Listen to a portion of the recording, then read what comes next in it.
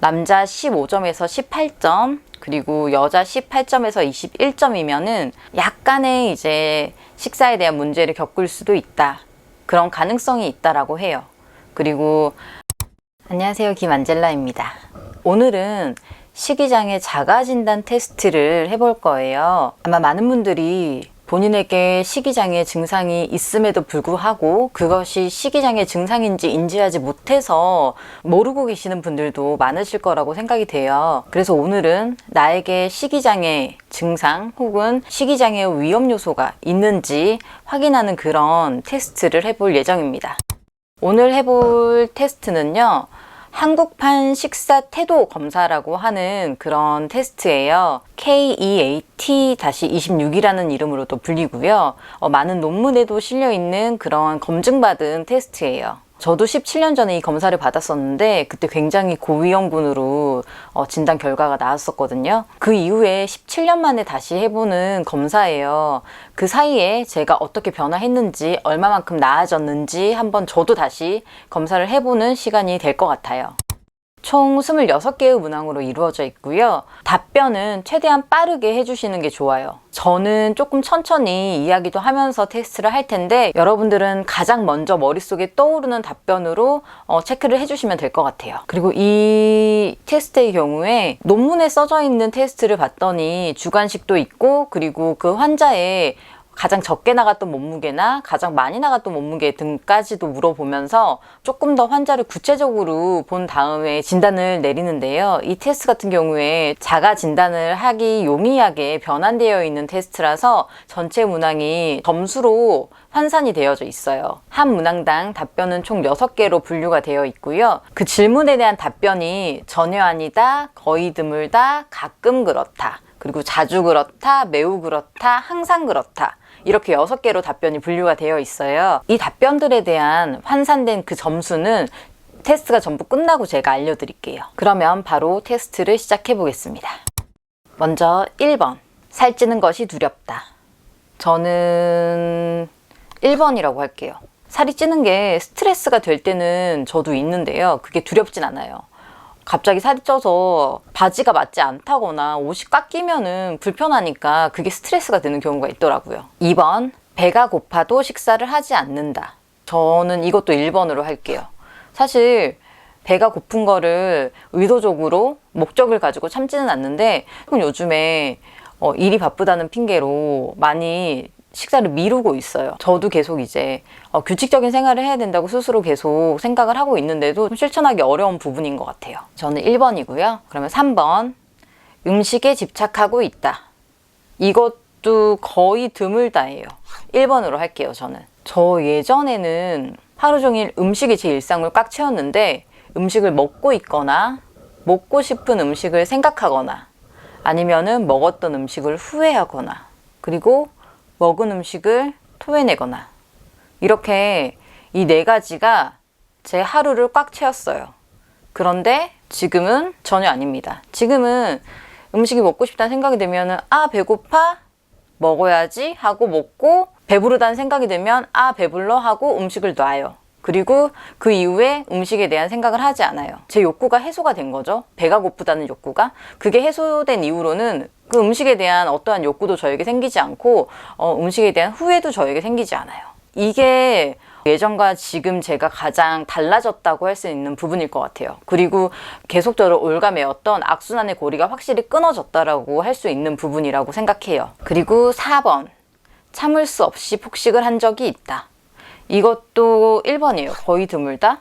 전혀 아니다라고 하지 않는 건, 여자들은 한 달에 한 번씩 생리를 하잖아요. 그때 어쩔 수 없이 호르몬의 영향으로 굉장히 식욕이 폭발할 때가 있는데, 그럴 때는 그거를 또 억지로 참지는 않고 음식을 많이 먹어요. 그런데 그렇게 이제 먹은 음식이 뭔가 대단한 후회로 연결되진 않는 것 같아요. 그리고 5번, 음식을 작은 조각으로 나누어 먹는다.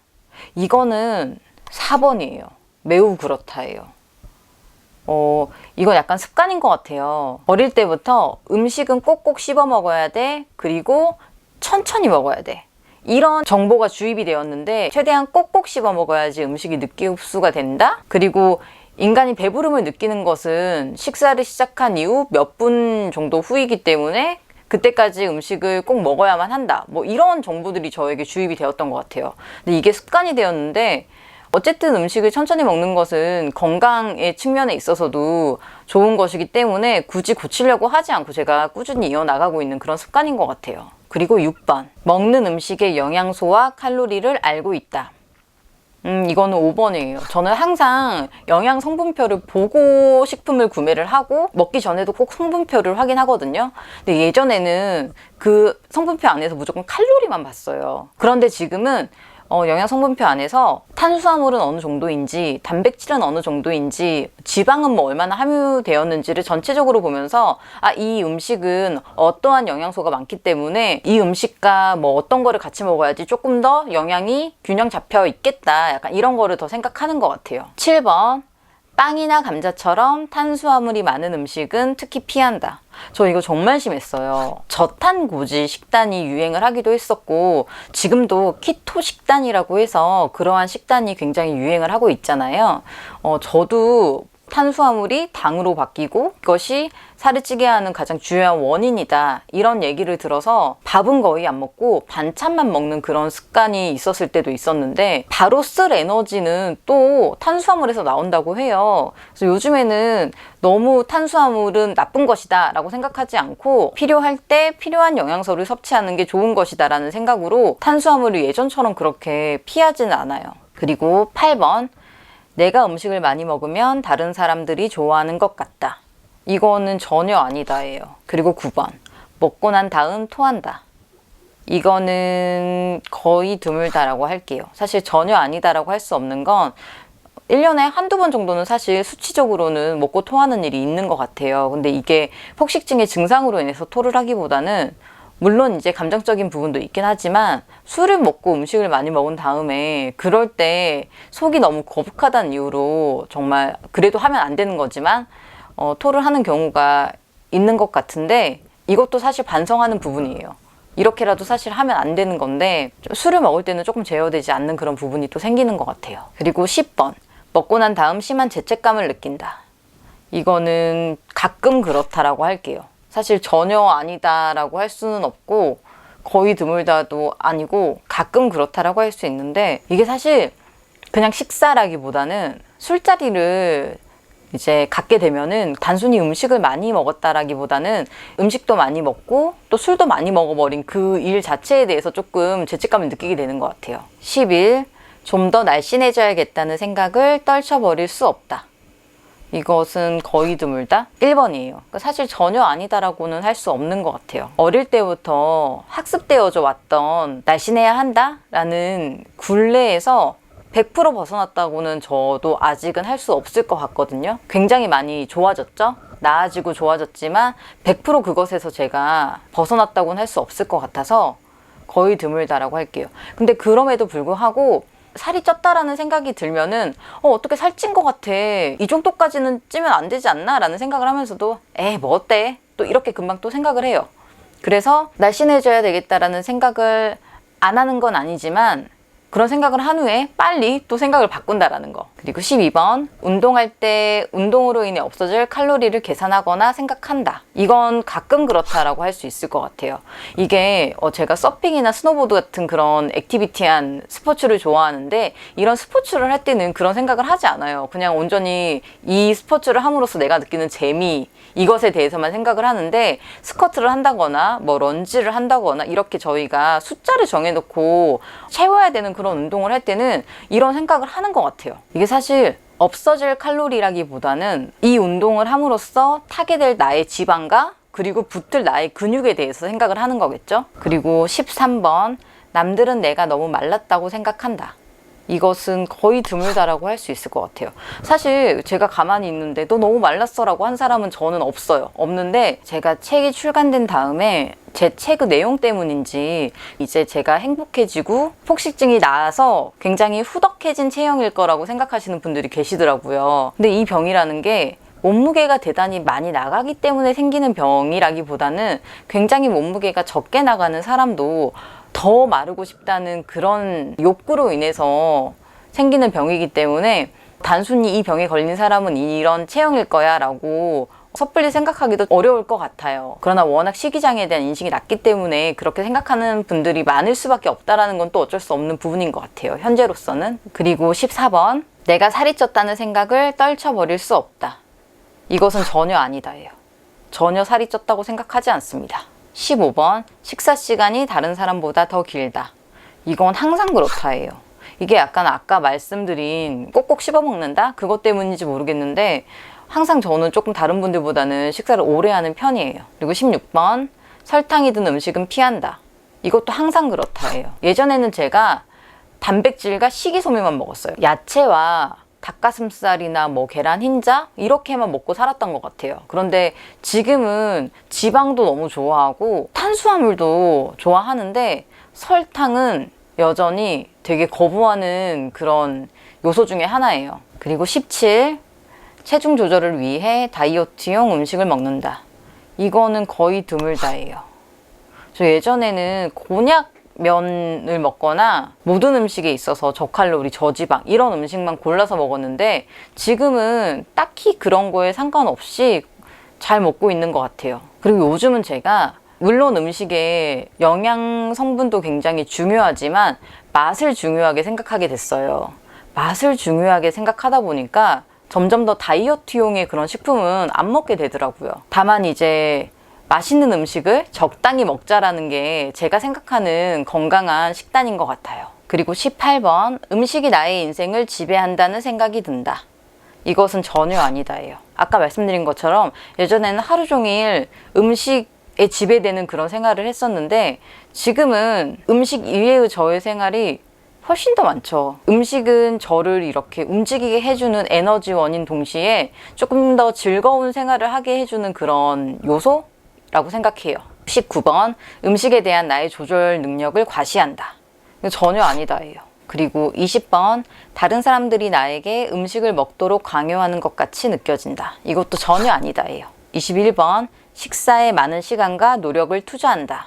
이것은 거의 드물다예요. 이것도 제가 반성해야 되는 부분이긴 한데 혼자 있을 때는 그냥 간단하게 먹는 것을 더 선호하는 것 같아요. 간단하게 준비해서 간단하게 먹고 또 다른 일을 또 빠르게 할 수 있는 그런 것을 더 추구하게 된 것 같아요. 22번, 단 음식을 먹고 나면 마음이 편치 않다. 이것은 가끔 그렇다예요. 아까 말씀드린 설탕이랑 약간 연결되는 부분일 것 같아요. 당분을 너무 많이 섭취했다라는 그런 생각이 들면은 죄책감이 들 때가 있어요. 23번, 체중을 줄이기 위해 운동이나 다른 행위를 하고 있다. 운동을 하고 있긴 하지만 이게 체중을 줄이기 위한 건 아니에요. 체중을 줄이기 위한 게 아니고 체력을 기르기 위해서 운동을 하고 있어요. 그래서 체중을 줄이기 위해서는 하고 있는 행동이 별로 없는 것 같아요. 그리고 24번, 위가 비어있는 느낌이 든다. 위가 비어있는 느낌이 뭘까요? 그럼 이건 전혀 아닌 것 같아요. 위가 비어있는 느낌이 뭔지 잘 모르겠거든요. 그리고 25번, 기름진 음식을 피한다. 이거는 사실 너무 많이 먹지 않으려고 노력은 하는데 너무 많이 먹고 있는 것 같아요. 치킨이나 감자튀김 굉장히 좋아하기 때문에 이것은 가끔 그렇다라고 할 수 있을 것 같아요, 저는. 그리고 26번, 식사 후에 토하고 싶은 충동을 느낀다. 이거 전혀 아니다예요. 1년에 한두 번 정도 토를 할 때가 있다고 말씀드렸는데 그거는 아까 말씀드린 대로 이제 술에 취해서 술을 먹고 뭐 토를 하게 되는 일이 생기기도 하는데 식사 후에 토하고 싶은 충동을 느끼진 않아요. 그래서 이것은 전혀 아니다라고 하겠습니다. 검사가 전부 끝났고요. 이제 이 문항들이 전부 몇 점인지 말씀을 드릴게요. 이 6개로 지금 되어 있는 문항 중에 전혀 아니다, 거의 드물다, 그리고 가끔 그렇다는 0점이에요. 0점이고 자주 그렇다는 1점, 매우 그렇다는 2점, 그리고 항상 그렇다는 3점이에요. 그래서 이 점수에 맞춰서 여러분들도 한번 여러분들의 점수를 합산을 해보시기 바랍니다. 저도 한번 해볼게요.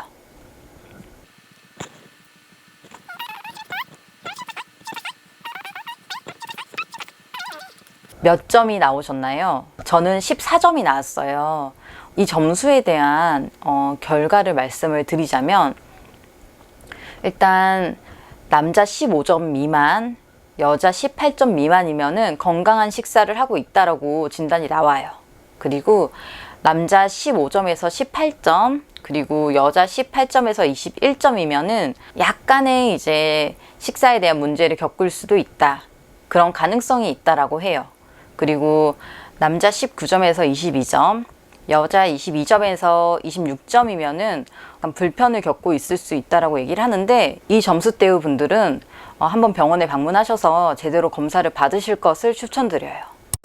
오늘 이렇게 식이장애 자가진단 테스트를 해보았고요. 저도 17년 만에 검사를 해보는 거여서 굉장히 새로웠는데, 검사 결과를 보니 저는 지금 굉장히 건강한 상태라고 생각이 됩니다. 검사 결과가 어떻게 나왔을지는 모르겠지만 이 영상을 클릭했다는 것 자체가 조금 이러한 부분에 있어서 나에게 문제가 있는 건 아닐까라고 조금은 의심하고 있지 않을까라는 생각을 해요. 그러나 오늘 검사를 했다라는 것 자체만으로 나아지는 방향으로 한 발짝 내디딘 거라고 생각을 해요. 그래서 어떤 결과가 나왔든지 간에 너무 걱정하지 않으셨으면 해요.